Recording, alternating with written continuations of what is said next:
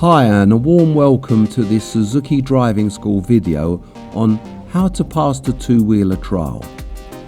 In this video you will see what is required of you to book, take and to pass this government trial.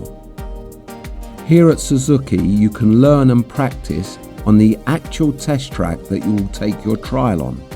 You will find this really helpful for your confidence. So firstly, to book your test you need to log on to www.dotm.gov.np and there you can register your details.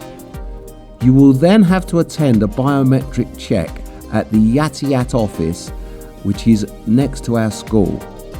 At this check you will be asked for your fingerprints, an eye test and your blood group.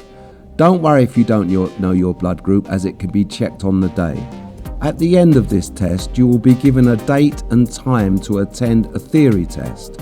You can purchase an English copy of the theory questions and answers outside the office from one of the many vendors. After passing this theory test, you will be given a date to attend your trial test. Many, even experienced riders from overseas, fail this test because they do not follow exactly what is expected of them. So watch carefully. And please practice until you can easily perform to the trial requirements. On the day of your practical test, try to attend early so as to be near the front of the queue. You may also want to do a short practice before the tests start. Waiting for hours can make you lose your focus and should be avoided. When your turn comes, walk to the bike and mount it, put your helmet on and buckle it. Check your indicators and lights are working okay, and also get a feel of the brake and the clutch bite point, as they could be different to the bike you've been practicing on. Remember to retract the footrest before moving off. When called forward, you will firstly enter the figure of 8, where you must complete 1.5 laps, staying within the raised area and not touching the centre circles. You must not stop or put a foot down within the figure of 8.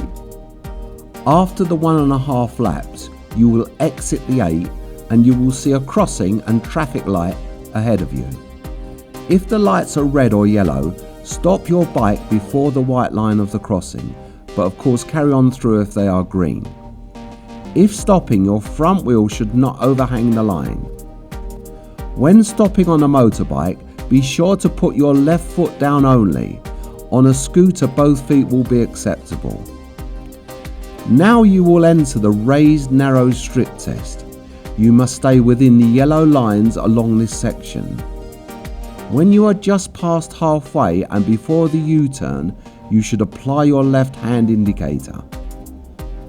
Now follow the U-turn within the yellow lines, and once you come out of the turn and before the speed breakers, you must turn off your indicators.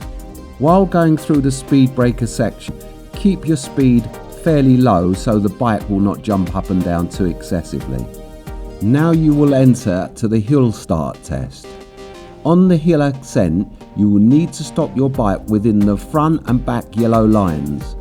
Again, make sure your front wheel is not overhanging the line, and if you're on a motorbike, use your left foot only when putting your foot down.